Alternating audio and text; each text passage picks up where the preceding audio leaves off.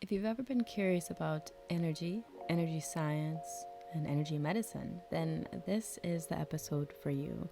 Today we feature Tevia from White Tiger Qigong, and he shares the details of what Qigong is, what Qi is, being energy, and how the practice of Qigong can really transform our lives from the inside out. So join me, Naya, the host of the Meditation Matters podcast, as we dive deep into the healing world of Qigong.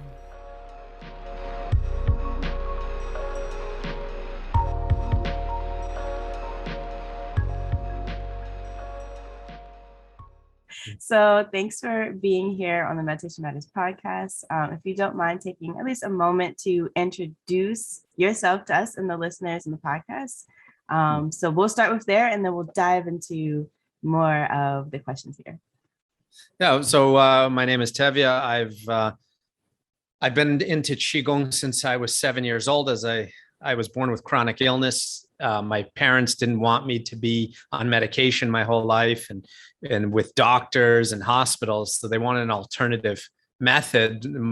My father was into Qigong already, so he introduced me to the Qigong master every day after school. I would go and train, and it strengthened my body. It strengthened my mind. Mm-hmm. And that, was my path for a long time.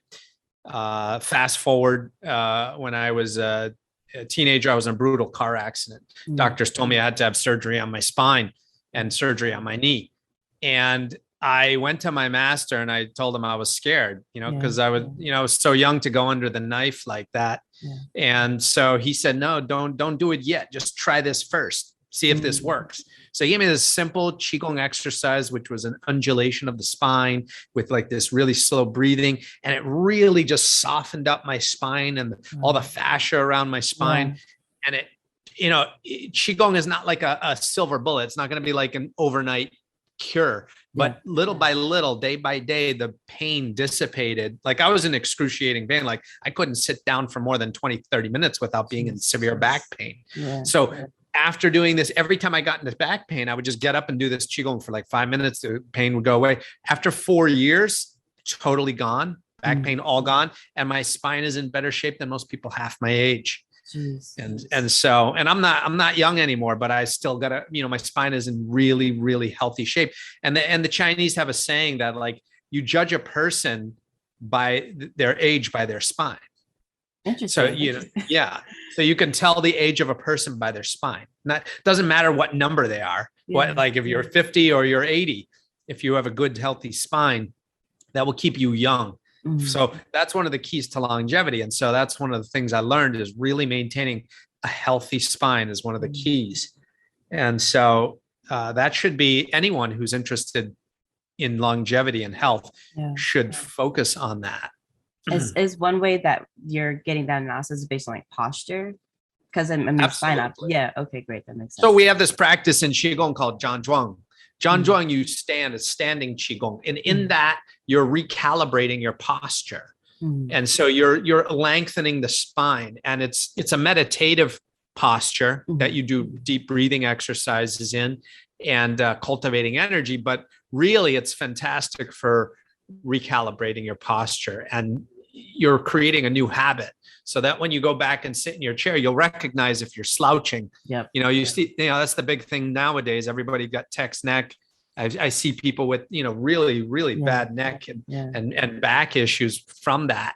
And so this will help you strengthen that. Yeah.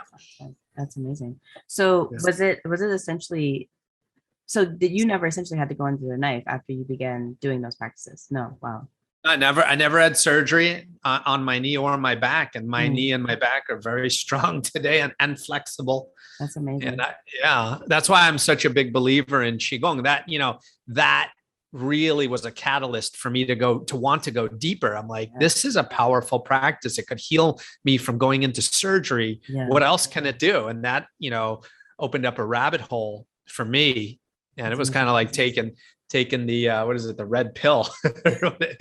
and that's been my lifelong journey since then. Yeah. So was that what sparked you into getting more so into medical Qigong?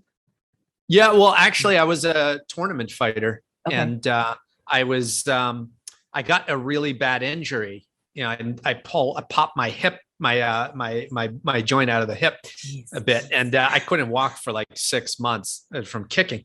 And then I went to my master, my medical qigong master, and he says, "You're going to die an early death." I said, "Why?" He's like, "You're going into fight or flight every week when you should be going into that kind of fight or flight like a few times in your whole life." Wow. Yeah. He said, "You're burning your adrenals out." And I was addicted to the adrenaline rush. I was an adrenaline junkie, drive real fast in the car, go, fight in the tournament.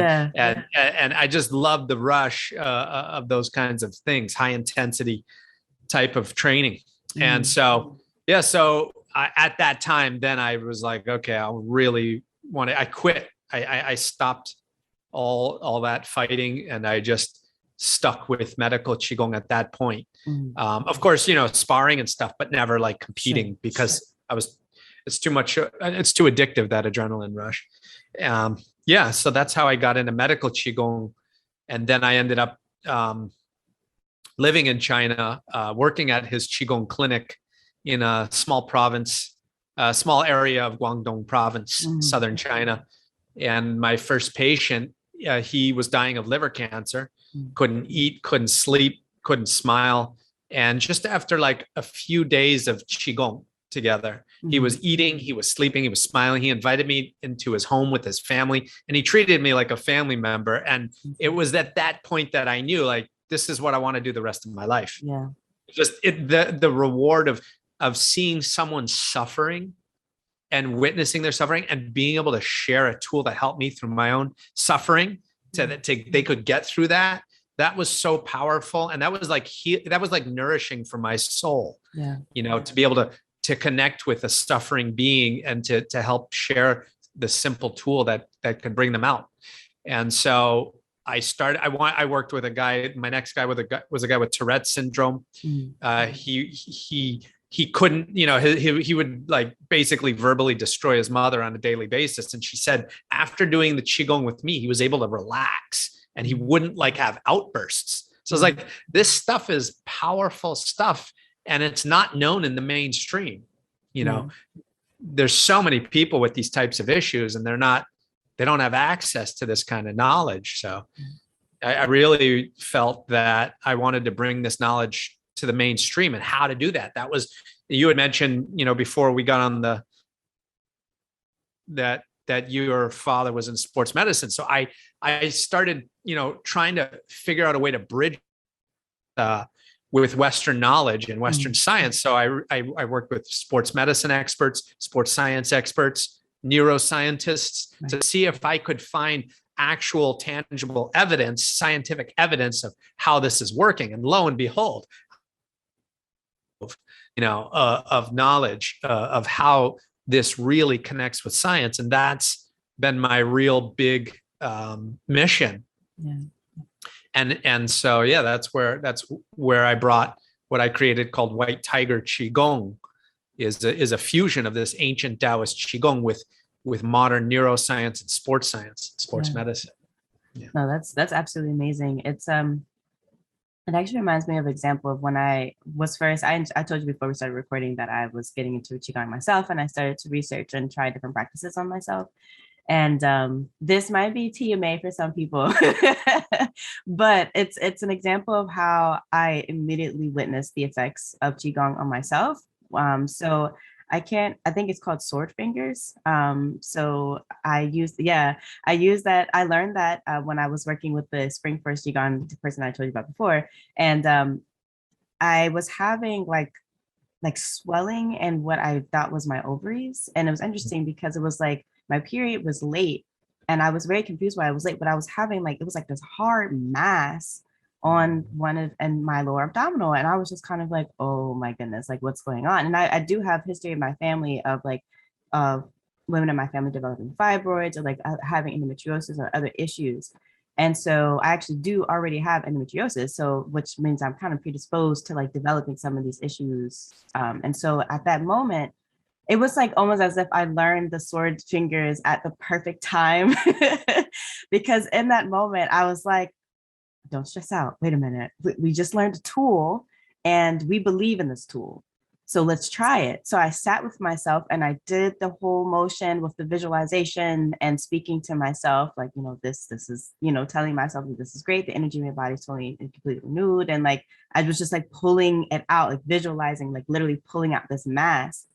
And within the next day, it was completely gone. The pain associated with it was gone. And I had started my period. And it was just like, wait a minute. I was like, because I was afraid that I would have to go to the doctor, but at the time I didn't have any health insurance. So I was like, this is going to cost me a lot of money and I don't know what to do. And like, I'm going to have to get tests and scans and screens and geez. And I just decided to believe in the power of Qigong, and it worked for me. And this is like literally at the beginning of me actually being very much more serious about including it in my daily practice.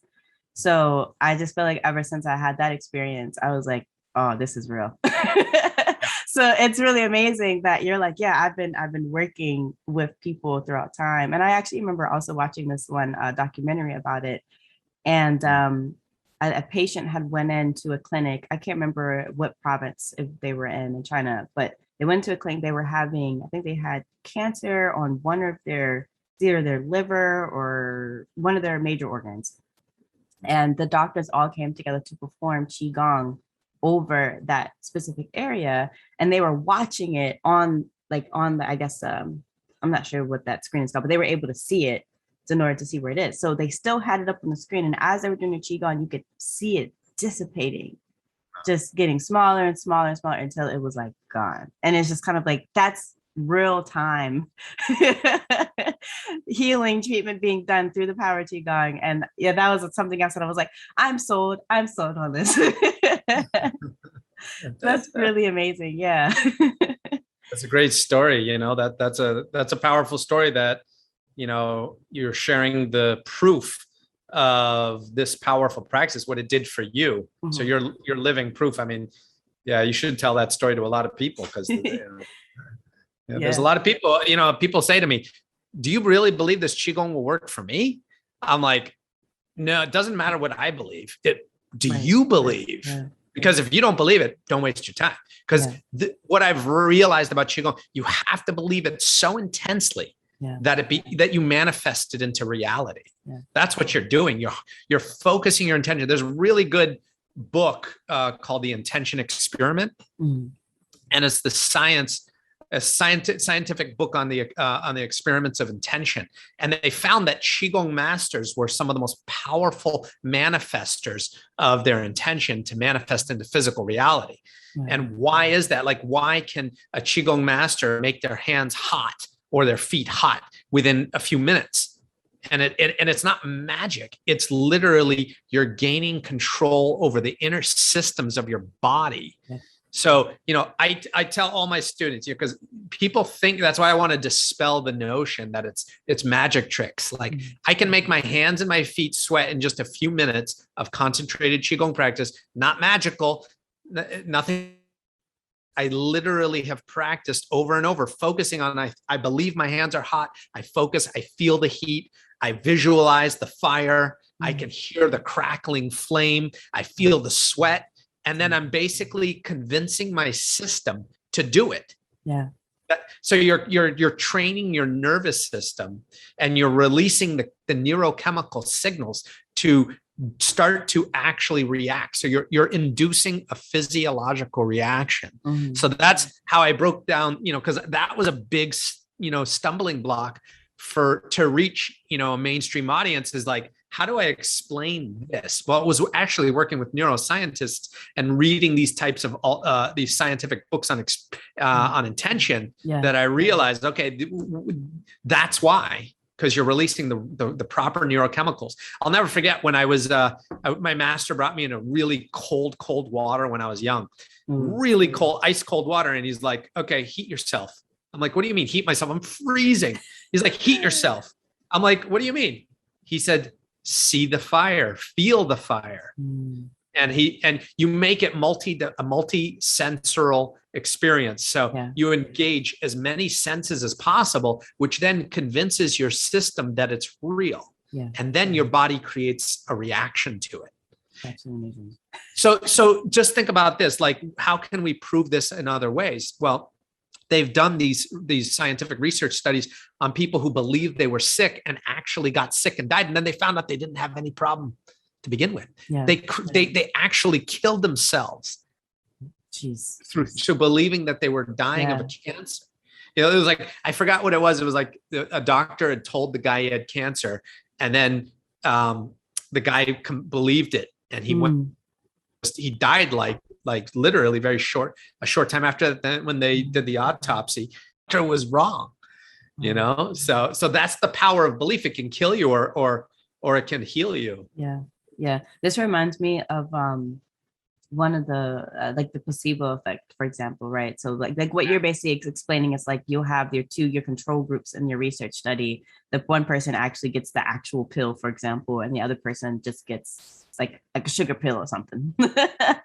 And it continues to show time and time again that your belief is completely creating your reality and making your body react to things in a way that it's like, okay, the body's like, I'm convinced that this is my reality now, so this is what we're going to manifest into our reality. And so I think that's one of the most powerful things about Qigong, because it's like what I've been learning, and I would love for you to kind of break it down a little bit more, right? So like, we haven't actually taken the time to really break down what is Qigong. So I'm just going to ask you that right now. Explain to us very plainly what is Qigong, and like what, because you've mentioned now the visualization and intentionality, but like holistically, like what really goes into a successful Qigong practice, and then how do you teach your students to believe even when they might still be doubtful or fearful? Okay, so the first thing we have to look at is the traditional Chinese character for qi. It's gas and a rice kernel popping, and they come together. Okay. So this is like, goes back to chemistry class in high school, where you put the vinegar and it creates a volcano. Do you remember that? Yeah. As you're creating qi. Yeah. So you're creating combustion. So you put one and one together and boom. Okay. So how can we break that down to a tangible level? Well, you breathe in oxygen and that gives you energy. Yeah. Okay. And so that Kong qi, that's qi from the air.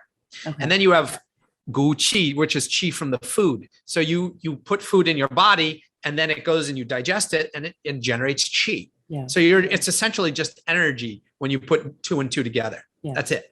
It's that simple. Now, Gong is the refined skill. So you're practicing. This is like the Kung Fu, which they call Gong Fu, which actually doesn't mean martial arts. Wu Shu means martial arts in Chinese. Kung Fu is a dedicated practice. So you're practicing and refining your skill of working with energy. Okay. And that's it. So Qigong is one of those methodologies. So Qigong, the refined skill of working with energy, that's a very basic, broad definition. But when we break it down, like you have 5 main branches of Qigong. You have Buddhist Qigong, you have Taoist Qigong, you have Confucianist Qigong, you have martial Qigong, and you have medical Qigong.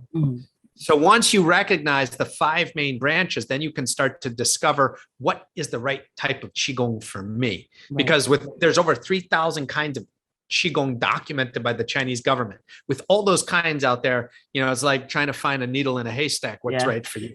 And you could go through all these different kinds. And, I've seen people like doing stuff like fluttering their arms like wings. I'm like, what are you doing this for? Well, it moves qi. Why?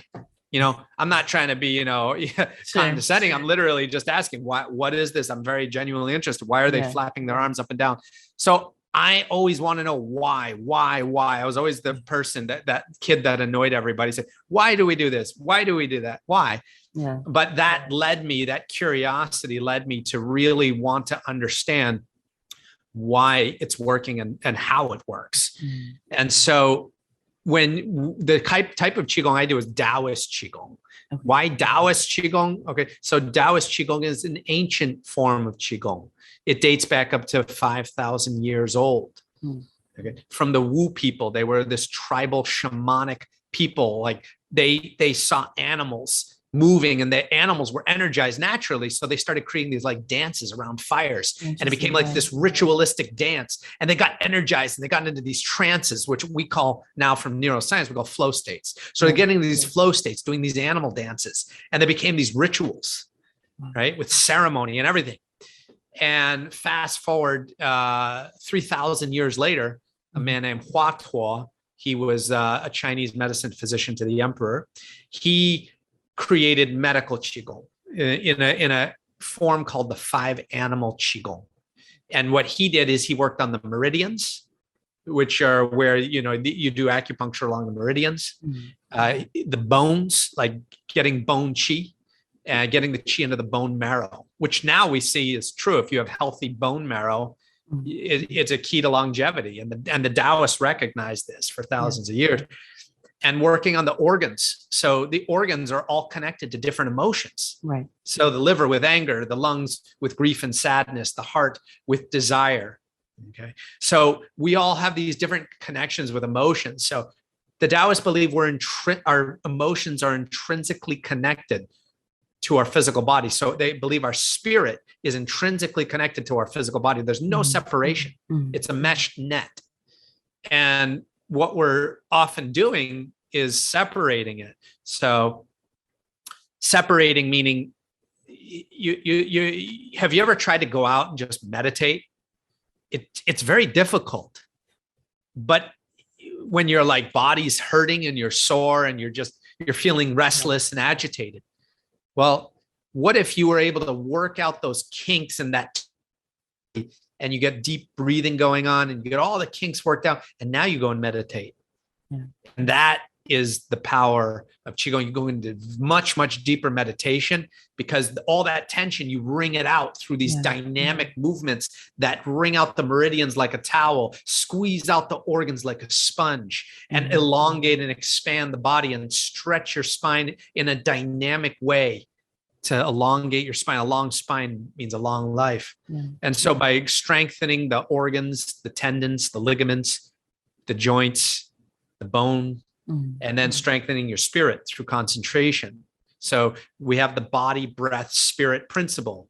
That means it's not Qigong unless you have the body, the breath, and the spirit harmonized into one force. To give you an example, my first introduction to Qigong, they were breaking wood. Okay. So the master had this big guy come into class before. He took 2 people, never did Qigong. He said, I want you to break this wood. The guy tried to smash it, barely dented the wood, but hurt his hand. He's like, ow. Then he took this like little girl. She was real skinny and he taught her the right body mechanics. He taught her how to harmonize her breath with her body motion. And then he taught her how to use her spirit, and she cut through it like a stick of butter. And I knew right then and there, I was like, this is what I want to do. I was like, Mom, Dad, that's cool. I want to do that. Wow. That's absolutely amazing. I feel like every day I'm constantly wowed by the true, which I don't want to call it magic, right? But sometimes like when you're outside looking in and you don't really know exactly what's going on and you're just like, there's magic in this. Like, what is this sorcery? I want to know. But it's like, no, and it's just basically it's harnessing, right, the energy that's already here within us, around us. And I really like the bringing out examples and the comment that you made about how, so often, at least like in Western society, at least how the size that I grew up in, and that you mentioned before that you're from Boston, right? Yeah. So it's like, you're aware that, oftentimes where, for example, you go to the doctor, they're usually just only treating the body, but they're not also treating, okay, how is the mental health, or what are some environmental factors that may be impacting the mental state? So it's not really a holistic approach. It's just simply approaching like, okay, you're having a pain in your knee, you need surgery, or here's some medicine, you know what I'm saying? But like the Qigong and other energy healing practices are really taking the entire person, as you mentioned, by combining that, the emotion, the body, the spirit, and the mind, as you mentioned. I think I added the emotion in there, but yeah, so so it's really amazing practice. And I don't know, throughout all of your training and your studies, especially with working with scientists, have you ever come across maybe an idea or reason, like why is it that it seems that here on the West there seems to be such that disconnect between the mind and the body, or the body and the spirit, especially when it comes to healing practices, versus it seems in the East there seems to be a bit more, at least societal acceptance and understanding of this connection? Do you have any experience? Absolutely. Okay. I mean, coming from a Western lens is we see things in isolation. So we isolate events, we isolate emotions, we isolate body and symptoms. So Chinese medicine comes, you try to look at the root cause and you see the interconnectedness of everything. And now, actually, finally, fascia science has shown us that the body is, you could have a headache and it could be related to this tension going down your fascia into your foot. Wow. And that's what the Chinese have been saying with Chinese medicine, with the meridians for a long time. That's why if you have a headache, they might treat along down your leg. They might do acupuncture down there. Yeah. And you're like, why? Because those are actual, you have tissue that connects all over your body. Your body is a web, a fascial matrix. That's a web, a spidery, gluey, fibrous web that's right underneath the skin that encapsulates all the muscles, wraps around the bones, becomes the bone, surrounds all the organs, even encapsulates your brain. Yeah. So your brain is encapsulated by a membrane that has this bag, it's like a bag of fascia that wraps around it, and that connects down through this connective tissue down your spine, goes down to your perineum. So when you contract your perineum and that pulls down like a lever on that rope, like that goes up your spine, up to your brain, you're now contracting that fascia around your brain. So you can start to manipulate that on will. So you can start to create circulation to the brain. Okay. So this is love. And that's what's so exciting for me about Qigong, and that I'm so passionate about, is I learned to control my body on such a deep level. Yeah. One of the things I said to myself, I made a commitment when I was young. I said, I want to master myself, my body and my mind. And Qigong gives you the tools to do that through these ways. And then it gets even deeper. I haven't even talked about it. Like, I believe that I'm able to control my autonomic nervous system. Why? Because I can control my sweat. I can control these different, I can make the pores of my skin open on will. Yeah. And people are always like, how do you do that? It's like a magic trick. I said, no. I'm controlling the systems of my mind. Then I found out, neuroscientists are now finding out through scientific research that you can actually control the autonomic nervous system. So you can gain control. And this is where Qigong gets really deep. And this is my area of interest, is maximum human potential. What are we capable of? So I go deep into the brain and try to control different areas of the brain through Qigong. And I did a neuroscience experiment with neurotech. Here, I'll show you. I got some neurotech here. I went into a lab and I put this headset on, and they had me on the computer, and you could see all my brain waves in the different regions of the brain, and through colors and everything. And I was able to successfully, completely shut down all brain activity on will. And they were stunned. They were like, that's like what people spend their lives meditating, try to achieve. And you're just doing it like instantaneously. And I said, it's not magic. It's just, I really just focused everything sinking down into my lower belly, which we call the lower dantian. And I've been doing it with the breath. So I harmonize my breath, my body, and my spirit into one force, and it works. And after that experiment, they all wanted to study with me. They're like, I want to learn how to do that. I gotta be a student. Well, geez, there might be more folks after listening that would want to be your student also. You're speaking, you're speaking on things that it's like even if one thing that kept coming to mind, I know something that, outside of like trying to figure out different processes that goes on in our body, like even our emotions, right? Or understanding like our endocrine system, like our hormonal system, and how that's connected to our emotions, which is connected to other parts of our body. And like all these various things are connected.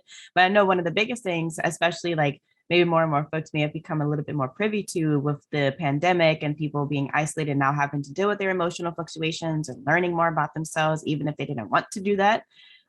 So how, at least when people just want to specifically focus on better emotional management or emotional mastery, or like even mind mastery, for example, with thought patterns that may be feeding certain emotions that are just like these cycles and these habits that are spiraling folks out of control and anxiety and stress, how exactly have you been teaching, even practicing yourself and also teaching your students with using Qigong to master that side of yourself? Yeah, that's a great question. So when we go through an emotion, let's say you start your day, like the average person I'm talking about, they get into their car and there's a traffic jam, they start to get frustrated. Okay. That brings tension down to the liver.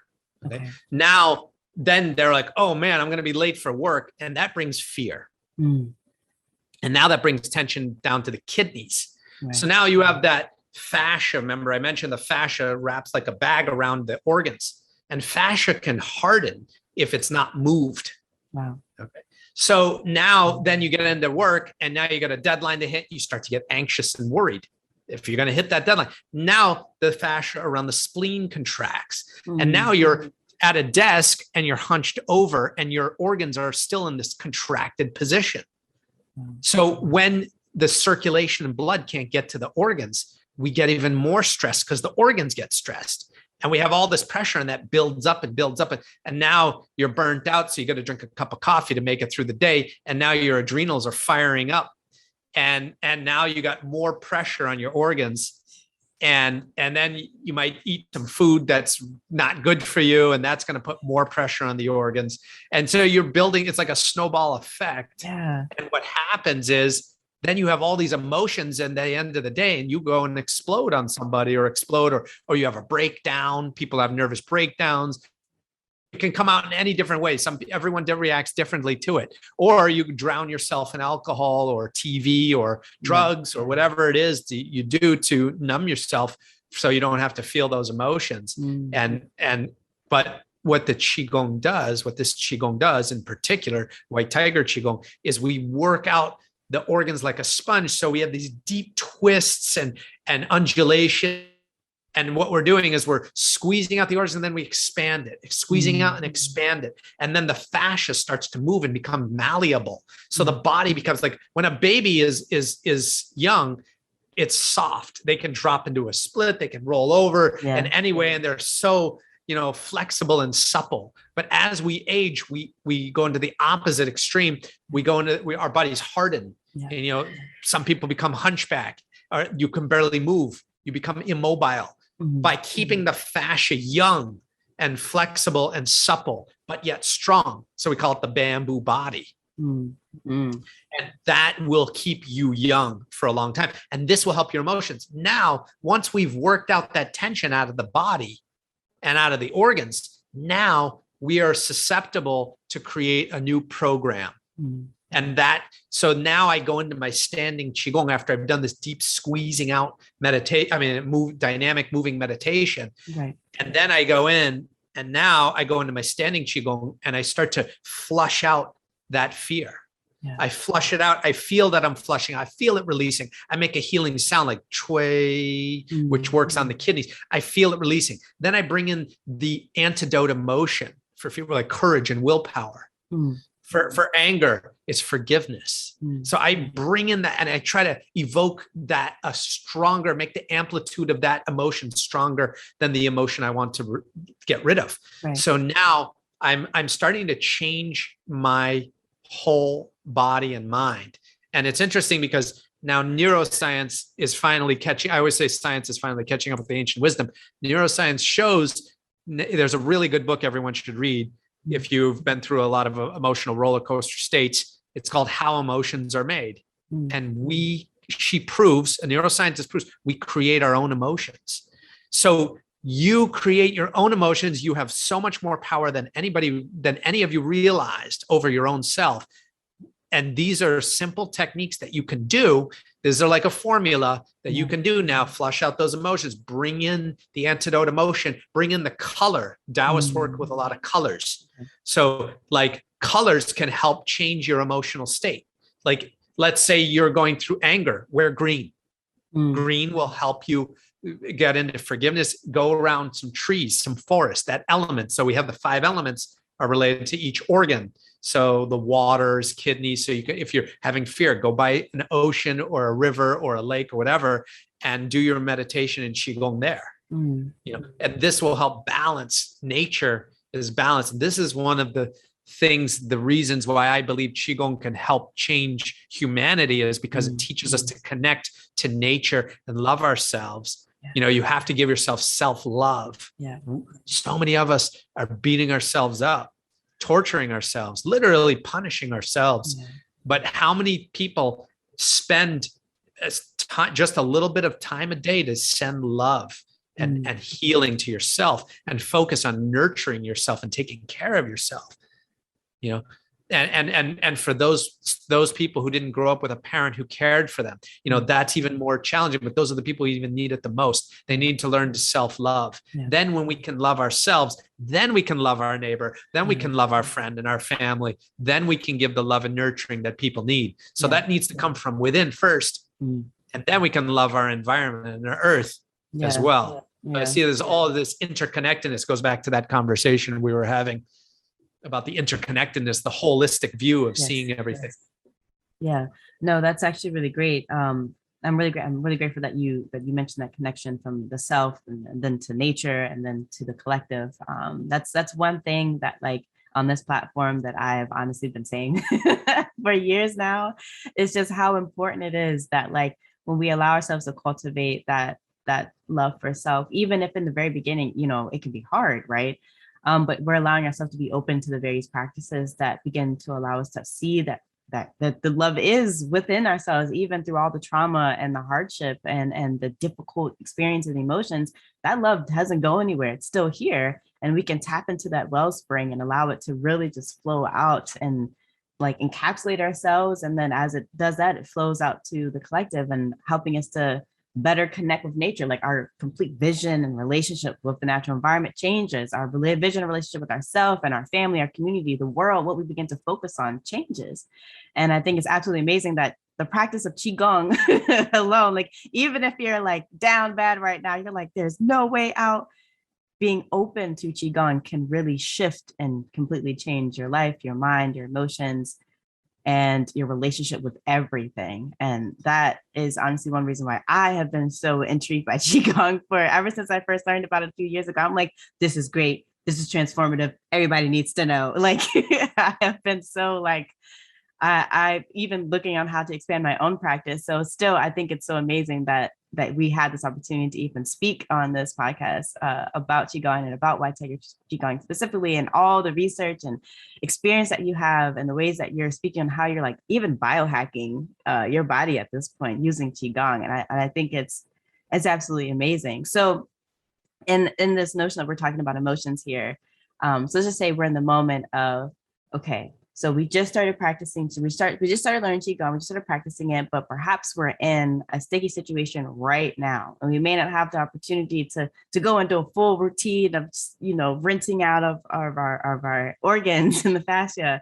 But we have to think. We're on our feet now. We have to think on our feet now. We have to regulate our emotions now. We have to make a decision now without being so driven or led by the emotional state. So in the moment, especially if we're just beginning, how can we use Qigong here and now to help us better regulate? I don't know if there's, I don't want to say quickly, but I don't know if it just takes more practice, or, like, what has your experience been with, like, more emotional regulation, especially with your beginner students?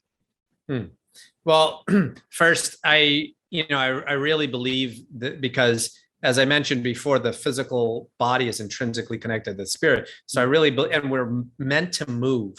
Hua, the creator of Medical Qigong, said, the reason that the teeth fall out and the tongue doesn't is because the tongue moves.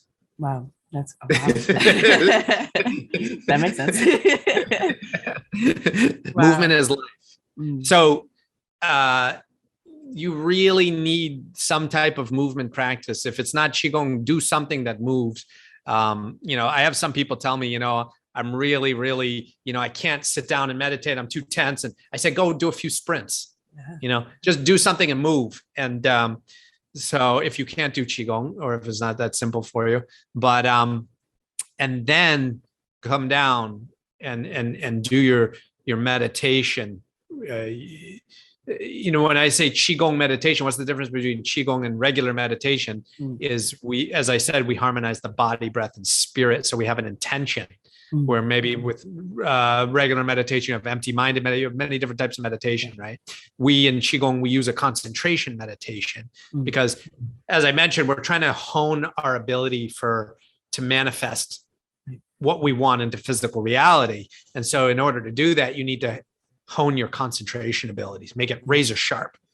So when you concentrate, you're like sun rays going through a magnifying glass to burn a piece of paper. Wow. That's the way to look at it. Yeah. And you have that really intense concentration.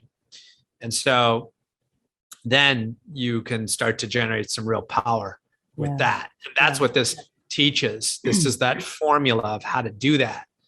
So like one of my students, she's the 2019 world champion female karate fighter. And she was using the White Tiger Qigong right before her final fight, right on the mat, like in the middle of in front of everybody. She's doing this simple deer, which looks very graceful and soft and gentle, the opposite of like a fighter, but she did it to hone her concentration, to calm her emotions, and then to center herself. And then she won. So it's like, I love it. No, these success stories are amazing. I see also here that you've worked with military elite, political figures.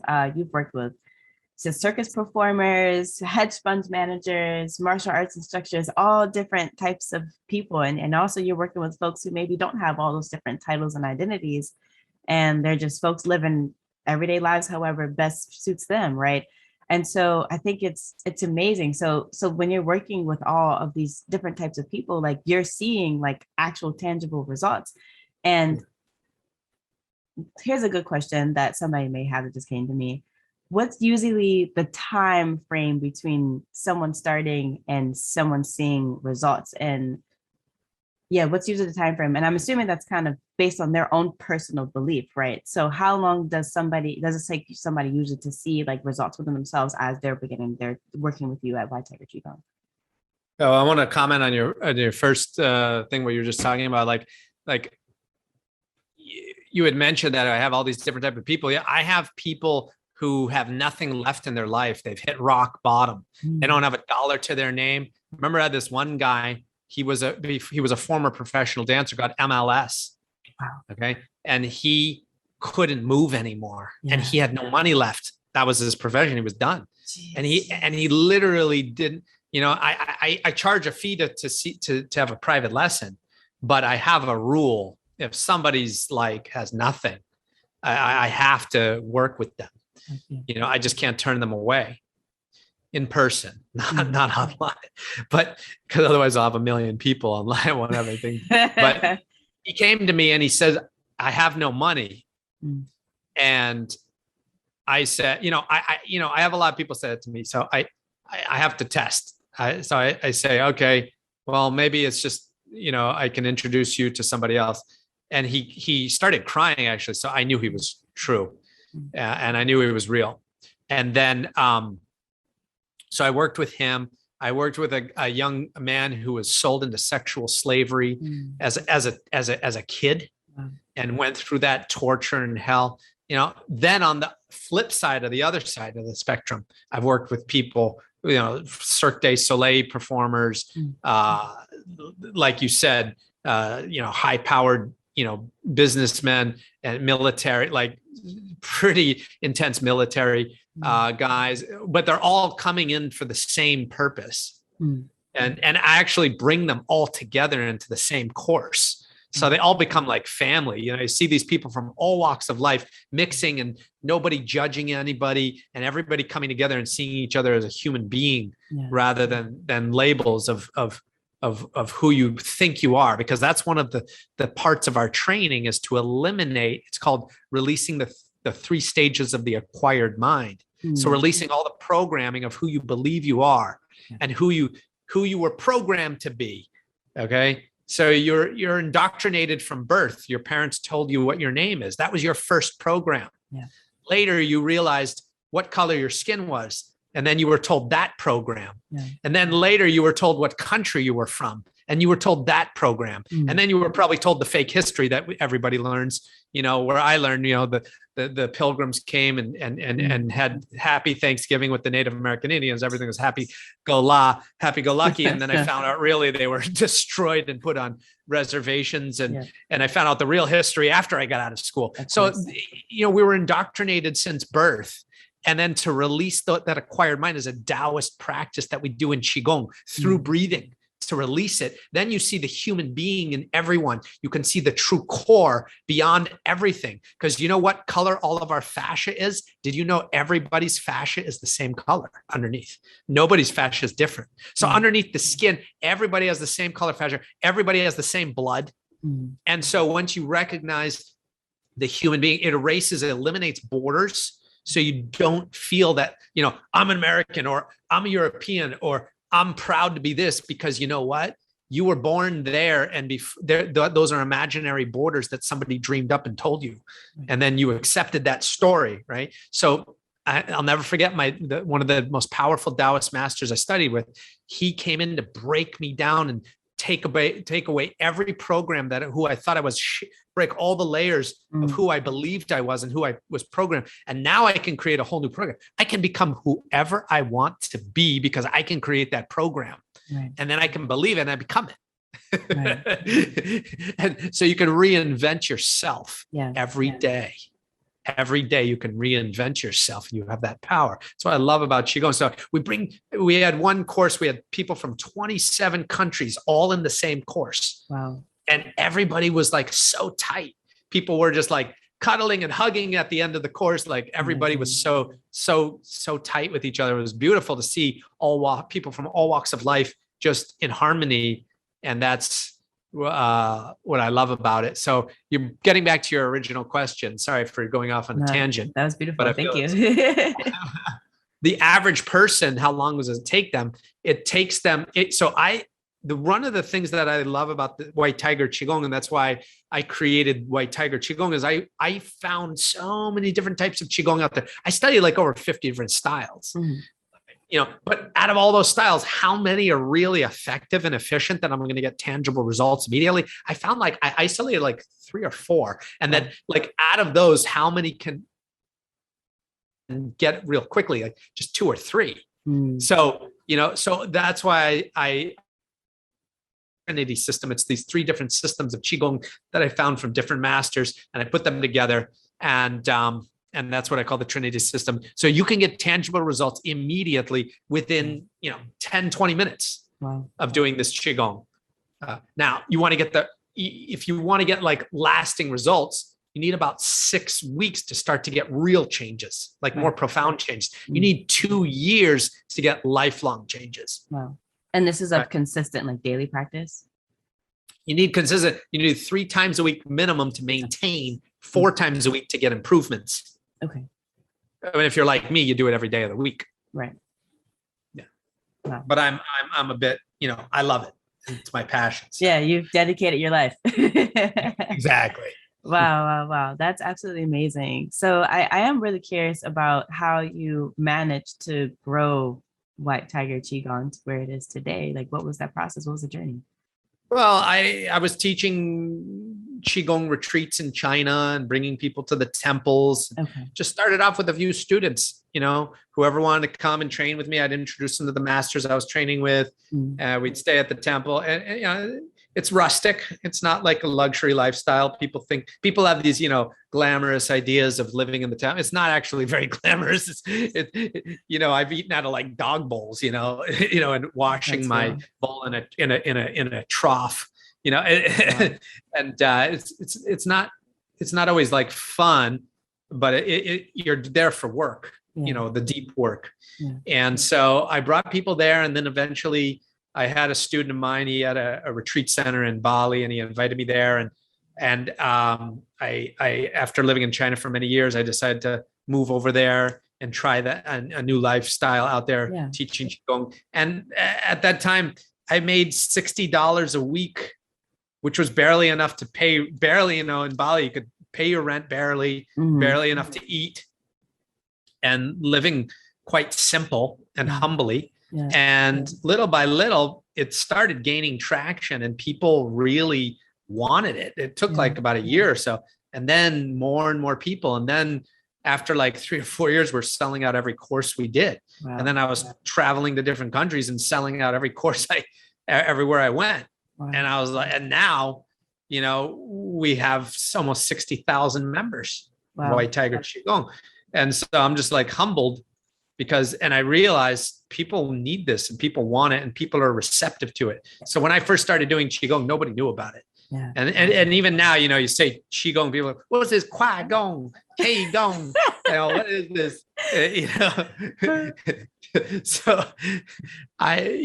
still it's not really reached mainstream yet, but it's starting to get into people's spheres. Yeah. And so I foresee it growing much, much more exponentially from here. And I always tell people, whether I'm rich or poor, I'm going to be teaching Qigong the rest of my life. It's what I love to do. So I'm in it for the long run. So if you want to come train with me, but we have online courses and stuff like that. And one of the things when the pandemic hit is, I went from teaching, nonstop in person. And then I had the conundrum, the conflict. How do I put this practice online while maintaining the integrity of the practice? How can I get it to the mainstream, but not taint it and not dilute the practice? Yeah. So I worked with a professional educator from Harvard University. She got a master's degree in education and then she specializes in online education. She taught me to break it down in real small chunks that people could master, one little chunk at a time, digestible bite-sized pieces. Yeah. And that's what we did. So we created a university style curriculum online, and it's a really well done. It's the most comprehensive online training system that I have found. And I've looked at every one of them that I could find. Yeah. And we just really pieced it together well with a lot of teamwork from, like I said, we got sports science experts in there. We got Chinese medicine doctors. We've got neuroscientists on our courses. And we have, of course, the Qigong teachers in there. So wow, absolutely powerful. So within your course, you also have like a teacher training course. Okay, cool. Yeah. So one of my mission is to reach 10% of the population. Why 10%? Because that's the scientific number for a tipping point. And I believe we're at an inflection point in humanity's history we have to do something now. Yeah.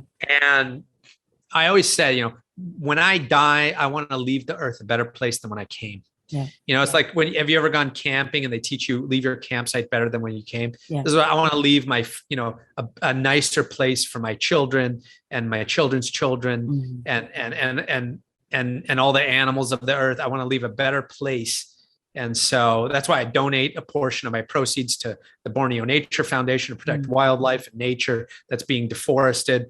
And, so we're trying to reach 10% of the population. So we created a teacher training where it's not easy. I'll tell you that straight up. It's not easy to pass our teacher training because we have strict standards because we want to maintain the integrity of the practice. Yeah. So it's not like McDonald's style where you can just come through, or it's not like a yoga teacher training. You come through and you're guaranteed your certification. Yeah. You're going to have to pass video analysis tests, stuff like that. Okay. So you're going to have to pass a test to make sure that you're up to snuff, that you can, really hold the practice. And also, you're really talking the talk and walking the walk. Doing it, yeah. Yeah. Yeah. Yeah. No, Yeah. So we have that online. We have a breathwork course that's happening right now. Breathwork Mastery, Qigong Breathwork Mastery course, online master course and teacher training. In January, we're doing the 5-element Qigong, which is an amazing, super, super deep stretching, deep wringing out. It's like real powerful. You'll sweat. You'll feel you got like a whole body and spirit workout after you're done with that. And that we got that teacher training coming up in January. Yeah. Wow. Online. No, that's absolutely amazing. And I'm in awe of how comprehensive and expansive White Tiger Qigong is and how many people you've been able to impact so far. And I definitely do see the impact expanding because you're right. We are at this major tipping point here. And it's like, how do we want to tip forward, and it is true. Like even in the span of me doing what I do here, I am coming across more and more people that want to tip forward in a more holistic way, or in a way that they can foster more healing and more capacity building, more resilience, more love, more community building, more ecocentric. And so a lot of these people, even though it can be really hard, maybe, especially if we're super tapped into like mainstream media and what's going on in the social media, stuff like that, it can seem like chaos and disorder is constantly happening. But deep down, when you take those layers away, at least I'm beginning to see that really what people want is more harmony, They want more healing, they want more peace, and they want more happiness within themselves and also the world around them. And like you're saying before, like we said earlier, a lot of that manifestation of the reality that we want to see starts from within. And we got to be willing to focus on that and harness that concentration there, which is one of the many things that you're teaching with White Tiger Qigong. So I just want to say I'm so grateful to have the opportunity to like even showcase what it is that you're doing at White Tiger Qigong. And I think it's revolutionary. So yeah, thank you for even dedicating your life to this practice, and to all of your Qigong masters that have inspired you to dedicate your life to this practice. So it's really an honor and amazing to be here to interview you. So yeah, thank you. Thank you. I'm grateful for this opportunity. It's wonderful to meet you. And I hope I can meet you in person one day and train with you. Yeah, that would be super awesome. I'll definitely be checking you out deeper here. I would like to go deeper in my own practice. So definitely. So as we close out here, is there anything that you would like to leave us with as we push forward with our days? I mean, the main thing is that everybody here needs to recognize that they have a real power within themselves that they didn't learn, they didn't teach it to you in school. And if you want this knowledge, you have to go get it, but it's there. And you have the ability, and we can, people, there's a lot of hopelessness out there. People are struggling with the current times. This is the time we have to bring back find our center. And because we're in the phase of the destructive phase, we're in the metal cycle of life. The metal cycle in Chinese medicine, 5 elements theory, is the destructive phase. But what comes next is the winter, and then it comes the spring. So there's going to be a rebirth, and there's going to be a rebirth in humanity and the earth itself. And we're going to witness, this historical change in our lifetimes. So be the change and become the change with it. So we adapt to it rather than fight it. Don't fight it, go with it. That's the Taoist concept of harmonizing yourself with nature. And so that's where the power is going to come from within ourselves and from nature. So tap into that resource. And I'm happy to share whatever I can, all the knowledge I can, and that I've learned with everybody here, whoever is receptive and open to it and wants it, please come whitetigerqigong.com. That's White Tiger. Everybody knows how to spell White Tiger. Qigong is QIGONG.com. QIGONG.com. Awesome. And I want to give all your listeners a free ebook, 5 Element Qigong. So I'll send you that link, and you can give that to your listeners. Awesome. Well, thank you so much for being here and for sharing all that beautiful wisdom with us, giving us a glimpse into the massiveness that is there. So thank you again. Thank you. Thank you for this opportunity. Thank you so much for what you're doing. I love it.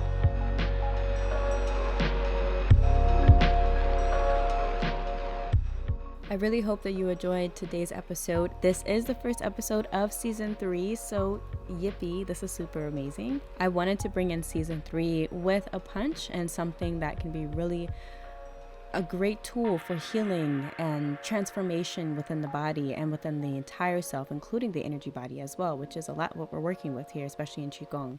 Hopefully you enjoyed some of the stories that we shared between myself and Tevia about all the different ways that we've witnessed healing within ourselves and others just by the use of Qigong, which is such a powerful and amazing healing tool. Now, if you're interested in White Tiger Qigong, be sure to check out the description with direct links right directly to the website. And also, as always, if you really enjoyed this episode, do let me know. You can leave a comment, leave a voice note, especially if you're using through the Anchor app. You can also send me an email as well, or find me on Instagram at EcoWellco. And also additional links for ways to leave comments, questions, or things for me to answer in the next episode. That's all included in the description as well for this episode. So thanks so much for listening, and I hope that you enjoy, and look out for episode 2 of season 3 coming next month. See you later.